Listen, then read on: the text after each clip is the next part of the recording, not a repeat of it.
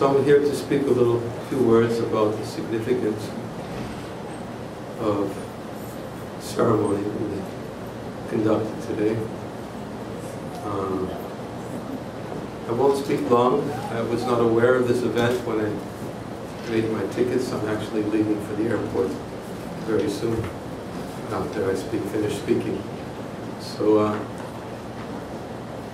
I've been told that Vanamali Pandit has also selected a few other speakers to speak after me because I won't be able to speak that long. That's the way, at least, things happened, particularly today. It wasn't so easy to change my ticket, and it's an international ticket.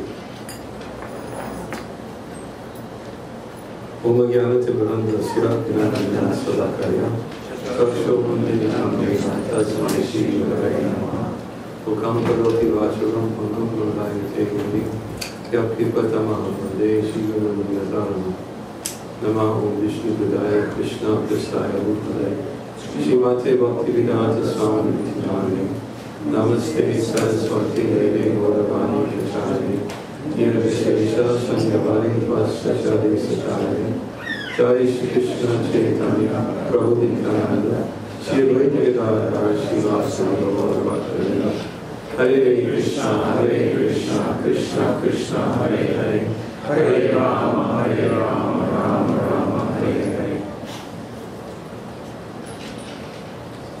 Before I begin speaking, I thought it would be appropriate to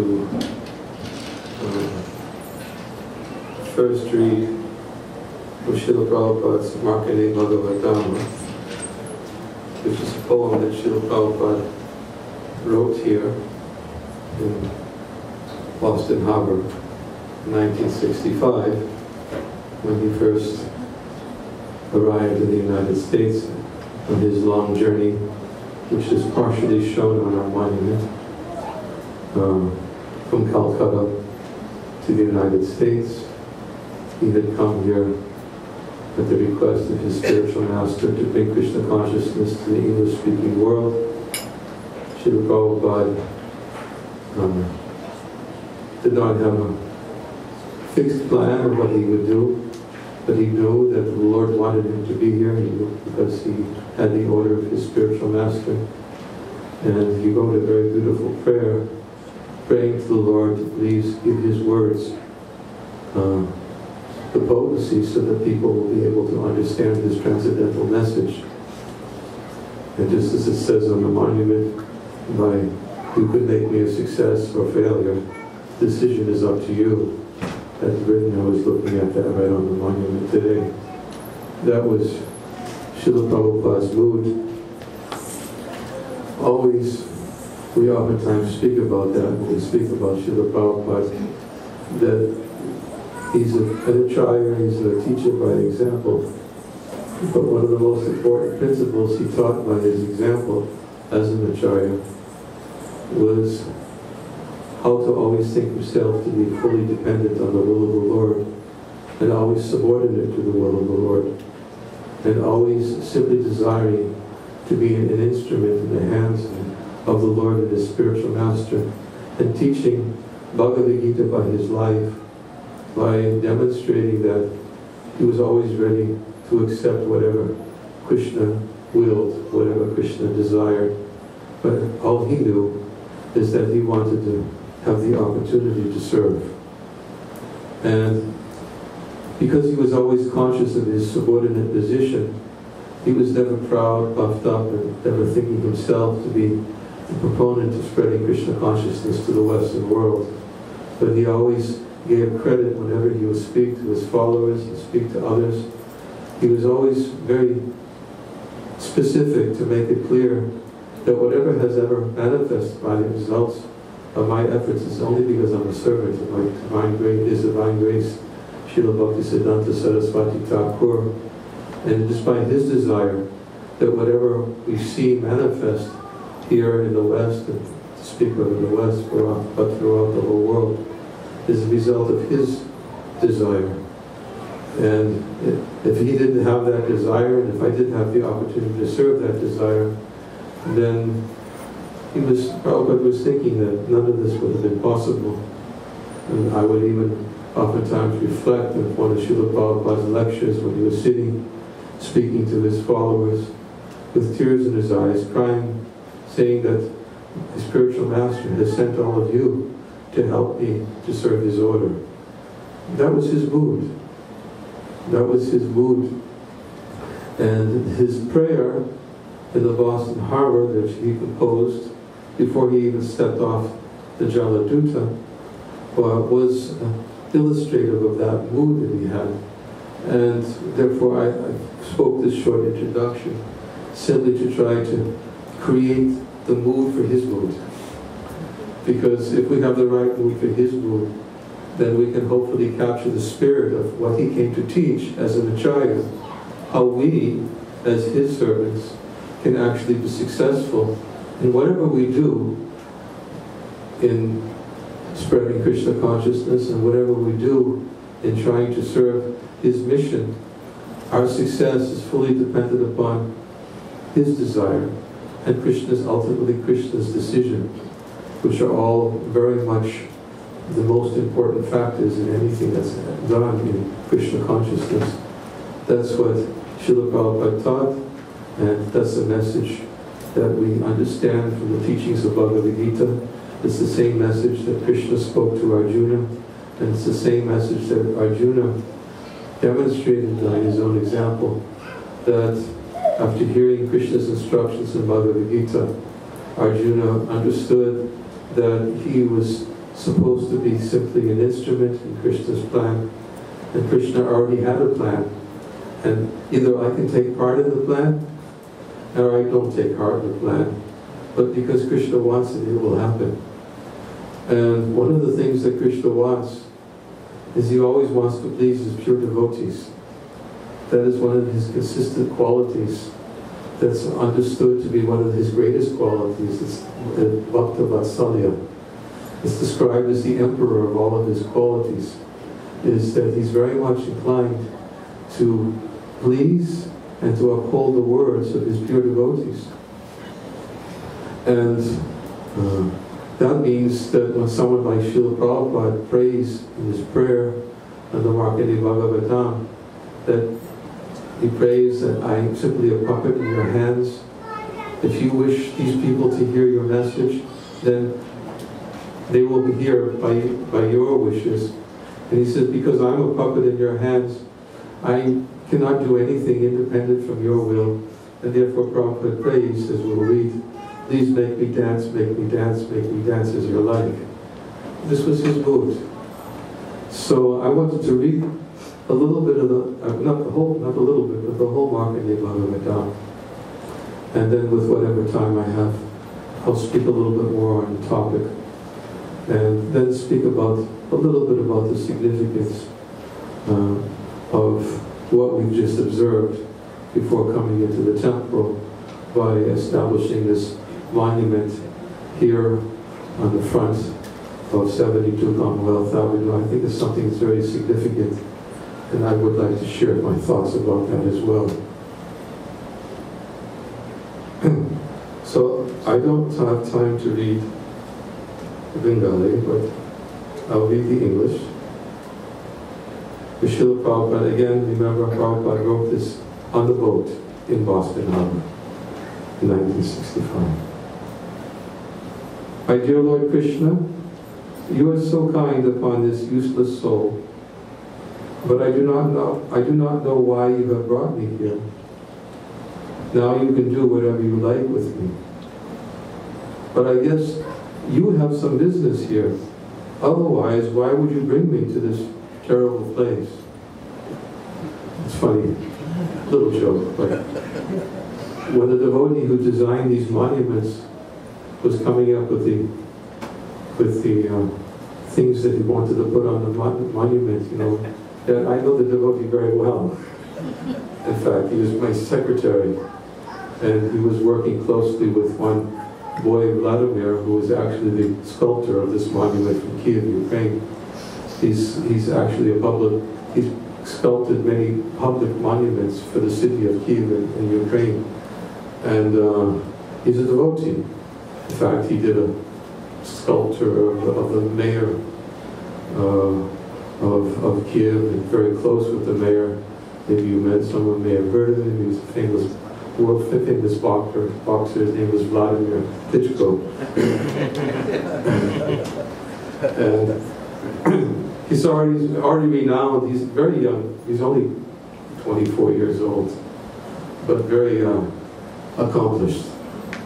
And when my secretary was coming up with what should we put on the monument, he said, I was thinking, maybe we should put, I guess you have some business here, otherwise why would you bring me to this terrible place?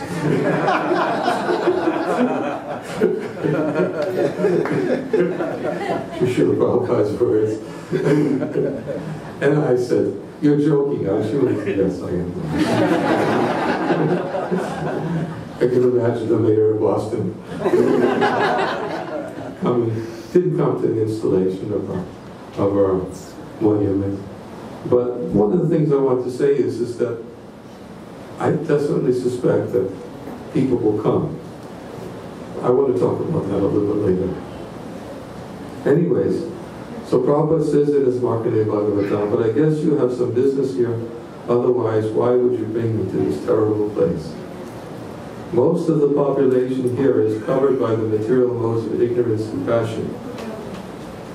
Absorbed in material life, they think themselves very happy and satisfied, and therefore they have no taste for the transcendental message of Vasudeva.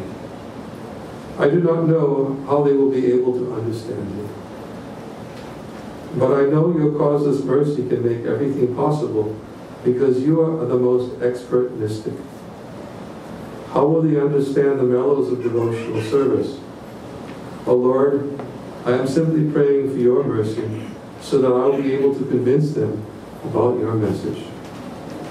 All living entities have come under the control of the illusory energy by your will, and therefore, if you like, by your will, they can also be released from the clutches of illusion.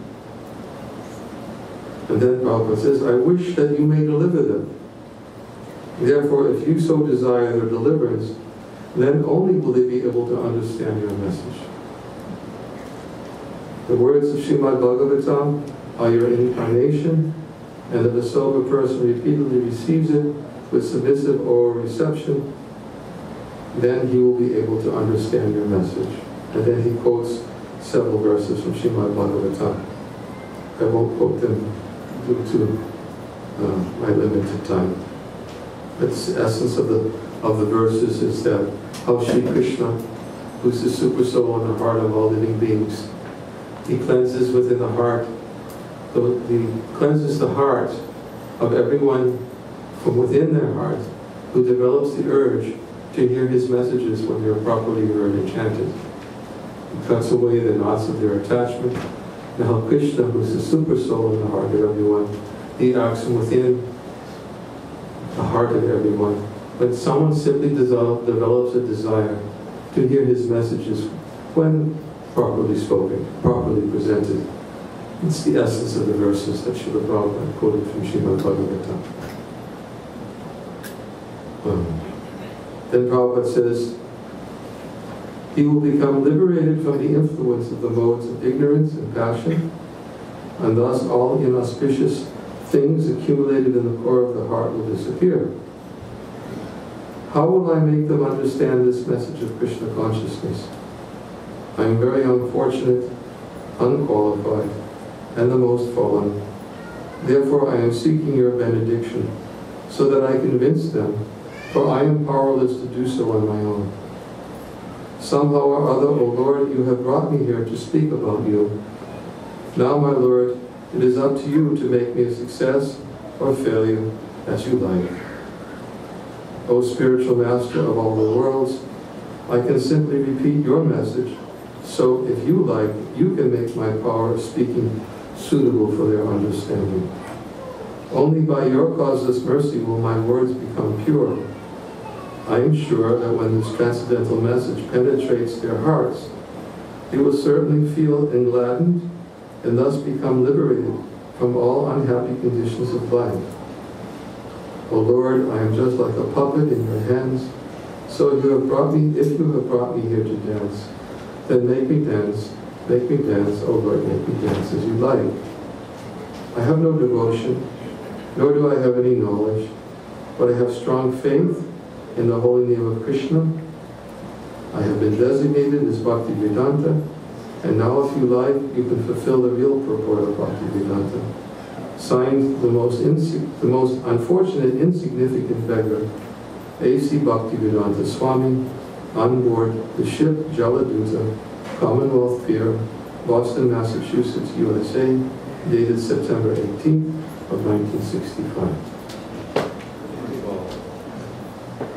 So,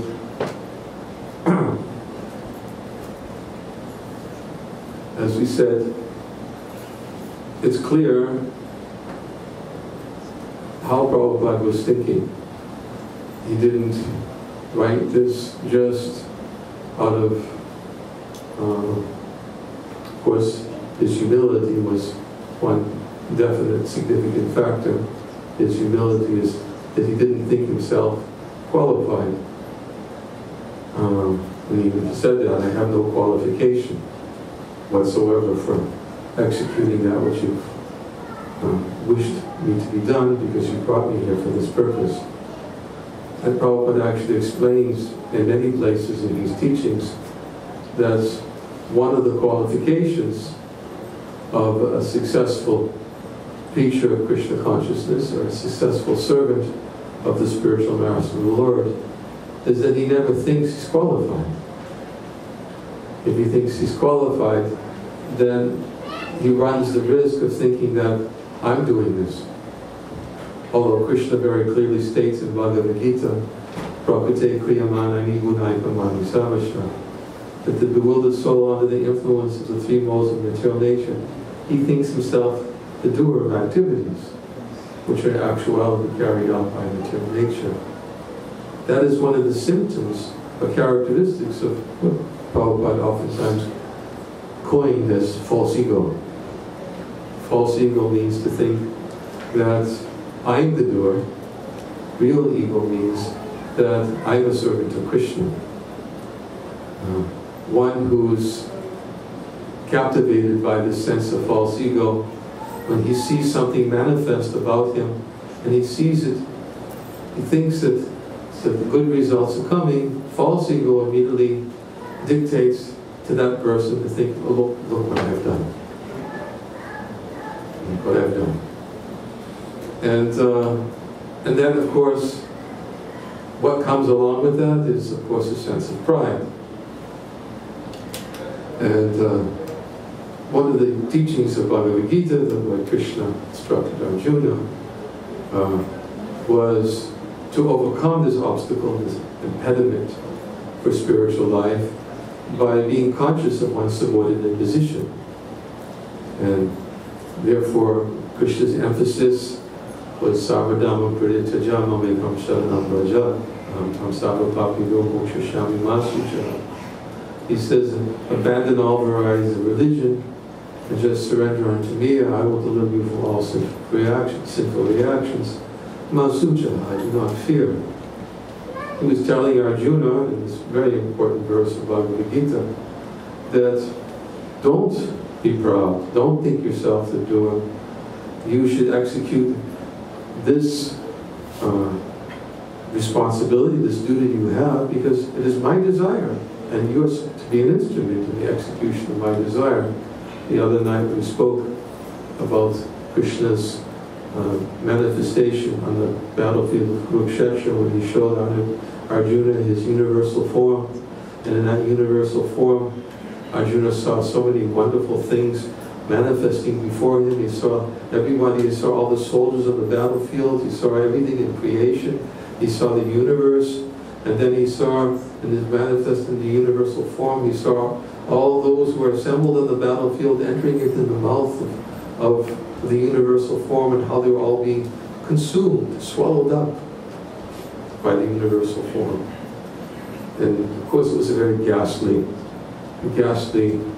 vision that the Lord revealed, and Arjuna said, after some time after seeing that, he said, Please, can you show me your, your other form? Prabhupada, in one story, when he was speaking about the universal form of the Lord, he gave the example of like a child whose father is a policeman. He says the child whose father is a policeman, he has a particular relationship with his father. His father, when he comes home, his father always comes, picks up the child, holds him, embraces him. He said, but his father's also a policeman.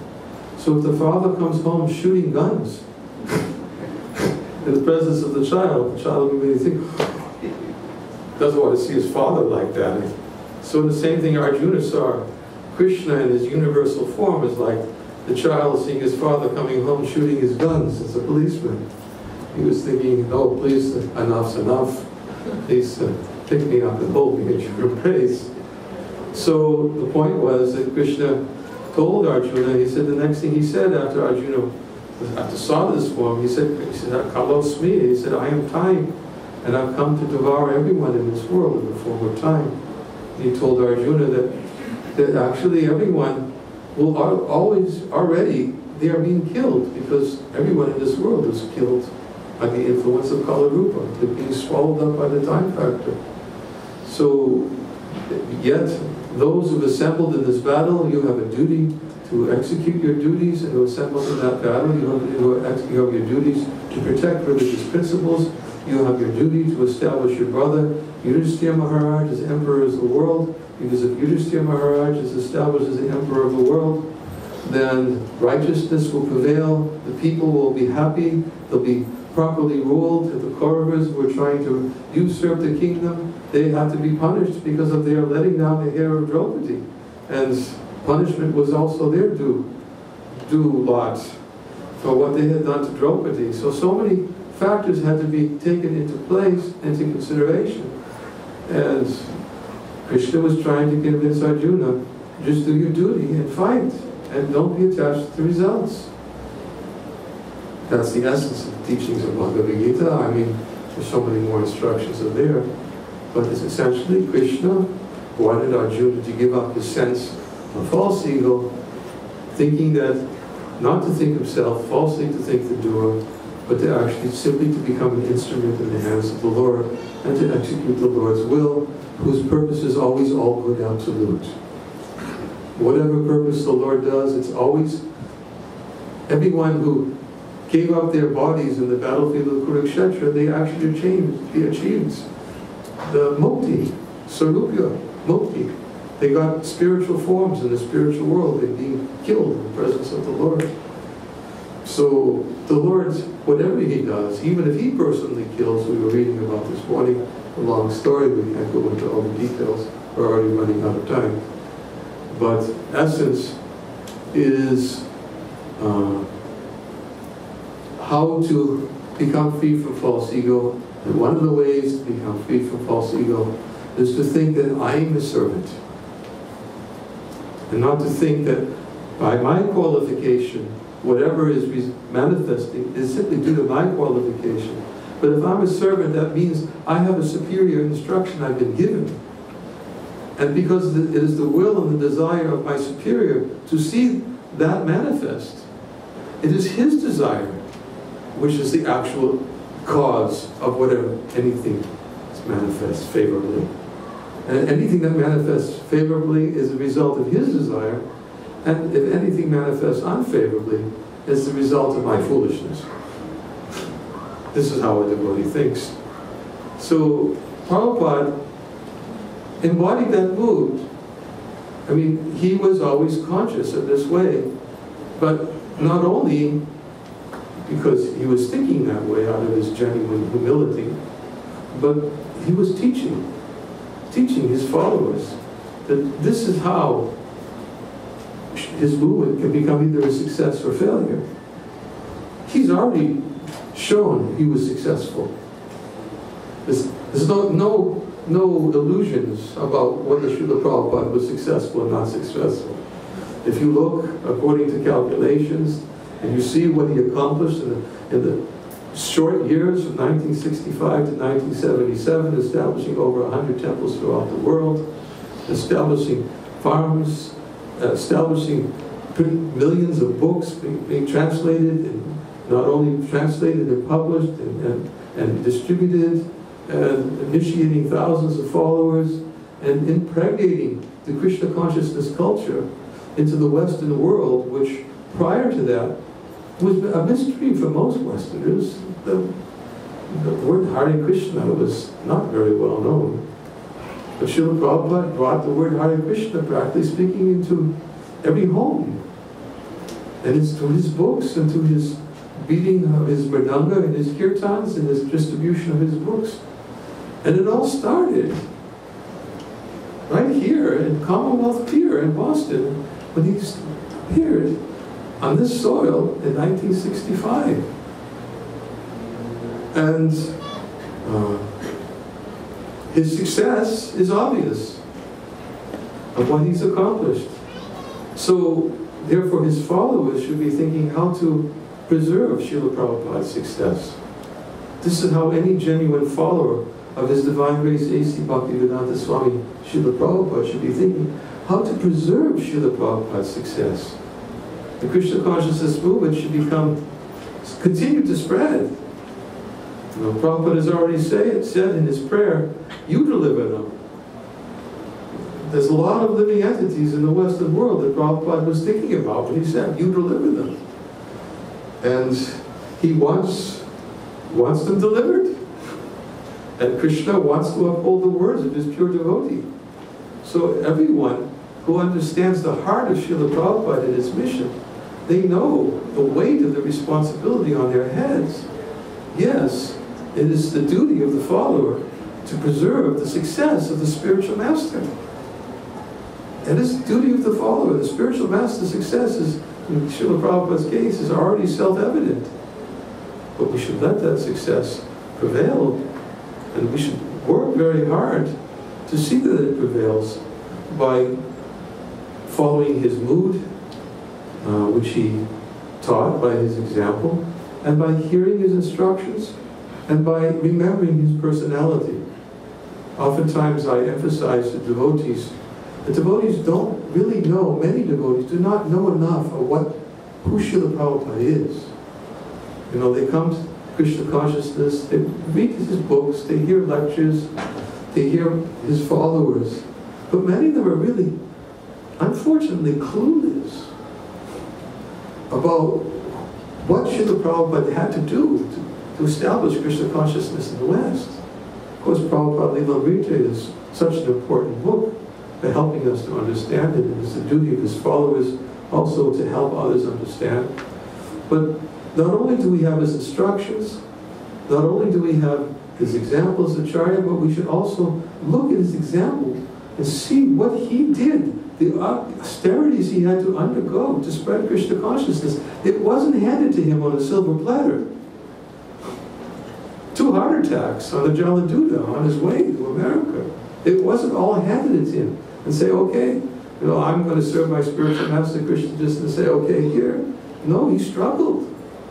And if you read Prabhupada Lilamrita, if you read his early letters that he wrote in 1965, sometimes he was thinking, how can I go on? The difficulties he had to endure. You know, he was living in New York City, and he'd never seen snow before. All he had was his little Swami hat and a little jacket. And he was staying in some flat where there wasn't even an appropriate shower, and he had to go out every morning for showering and cooking, and he had to walk in the snow in such difficult conditions. And he had his manuscript stolen, and so many obstacles that were there. I mean, we could spend an afternoon just listing the different obstacles he had to hurdle in order to simply establish Krishna consciousness in the West. So it wasn't just handed to him, but he was confident. That's one of the symptoms of devotional service, is endeavoring with confidence. Although there's obstacles, he was confident that I can be successful because my spiritual master wanted it. So this we should try to learn and to understand when commemorating today's event of what Srila Prabhupada had to undergo, not only coming to the West, but that the 12 years that he spent from 1965 to 1977 in spreading Krishna consciousness in the Western world and planting firmly, impregnating Krishna culture into the Western world and instructing so many of his followers to preserve. He says, I've given you the framework, now you fill it in. And he's always very careful, he's always telling us, do not concoct. I've given you the basics. Do not concoct, simply follow what I've given. So, I've spoken a little bit longer than I already expected to speak. But I felt that establishing these points was preserving the mood that Srila Prabhupada established in the Markandeya Bhagavatama. And the other thing that I wanted to say just is that as I was thinking today, as I was looking at this monument, there was a lot of austerities that also had to go in establishing this monument. It was first brought here in, I mean, was it 2 years ago? 2 years ago. Yeah, 2 years ago. And now we did the installation ceremony. And I was thinking that, yes, what a preaching facility this monument is. I mean, if you walk down Commonwealth Avenue, there's a lot of monuments, different places, and you read, below what this person did, and how he's recognized, and you get a little sense of why this monument was put there. And people walk down Commonwealth Avenue, and they actually look at different monuments, and they study the historical history of Boston. But actually, when you think about it, where do you have a monument that has right in front of it a big facility to tell everybody what the monument's all about? I mean, we've made a statement today. And the statement, I hope everybody understands, is the statement is, by establishing this monument on Commonwealth Avenue, where people are walking by, and I see people walk and look at this monument. People, little groups, families of people reading it, and now they get to see the monument. We made a statement that this temple's here to stay. I oftentimes think, I remember one devotee telling me that in the business world, that if you want to have something successful, there's 3 very important things that you have to have for them. Location, location, location. Right? In the business world, this is, isn't it? Very popular saying. 3 most important things required. Location, location, location. Now, what have we got here? We've got location, location, location. We've got people all the time walking up and down Commonwealth Avenue. I'm sure people are going to walk across the street when they see this monument. They're going to read it. And not only that, as I said, we made a statement that this location, of course, we wanted it dearly. We wanted the monument on Commonwealth Pier, but they said, sorry, no, it's not. They wouldn't allow us to put it there. So then the next step was here. So if anybody has some ideas that this temple's going someplace, I hope you don't have any ideas anymore. Because you just established a very strong message. And when you think about it, and if you make this, people who are going to stop are going to read the monument, and they're going to look at it, going to talk about it, and if you make it so very inviting, it could actually become a very inviting place where people will want to come find out more about what they saw on the monument. Before we used to just have a little plaque there with, come Wednesday night lectures, Bhagavad Gita as it is or something. But look at this monument is going to really, what to speak of, as far as I understand, the city of Boston is a very historical city, and if the devotees actually put some effort in establishing this monument in many of the brochures, and many of the, Where's Boston, I know used to be over here on, I don't know if it's still there. I remember when Where's Boston, they used to have a little video for people, tourists coming to Boston, and the devotees were in the video. Hare Krishna. I don't know if where Boston is there anymore. I remember this from 40 years ago, 35 years ago, whatever it was. But if the devotees actually make some effort to, when people are going down Commonwealth Avenue, they say, oh, we got to go across the street. There's a monument there of A.C. Bhaktivedanta Swami Prabhupada, and they'll go there, and you have this wonderful, inviting atmosphere in the front of the temple, and a wonderful, inviting lobby for people to come in, and a beautiful temple, and somebody answers the doorbell, and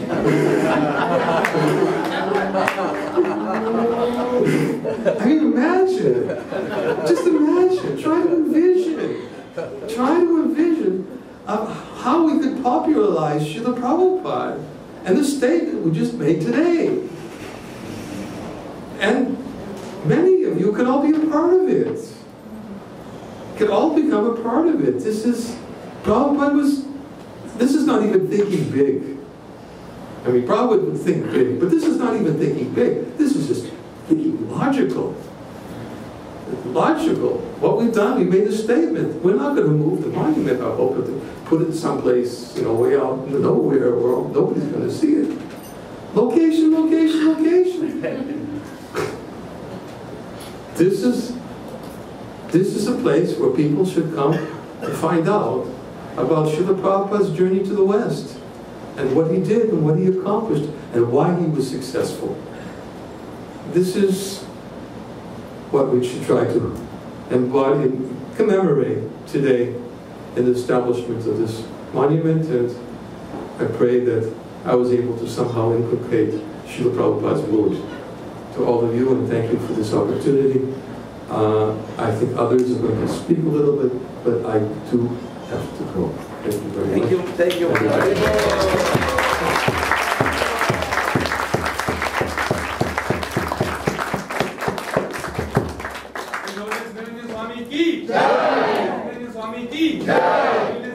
Swami ki, Prabhupada.